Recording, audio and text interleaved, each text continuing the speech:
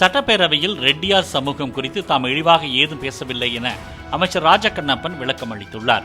நேற்று முன்தினம் பேரவையில் ரெட்டியார் சமூகத்தை பிற்படுத்தப்பட்டோர் பட்டியலில் இணைக்குமாறு அமைச்சர் நேரு கோரிக்கை விடுத்த நிலையில் அச்சமூகத்தின் பொருளாதார நிலையை குறிப்பிட்டு ராஜகண்ணப்பன் பதிலளித்தார். அது தொடர்பாக இன்று தன்னிலை விளக்கம் அளித்த ராஜகண்ணப்பன், பொருளாதார ரீதியாக இடஒதுக்கீடு வழங்குவது ஏற்புடையதல்ல என்பதை குறிப்பிட பொருளாதாரத்தில் மேம்பட்ட ரெட்டியார் சமூகத்தை உதாரணம் காட்டியதாக கூறினார்.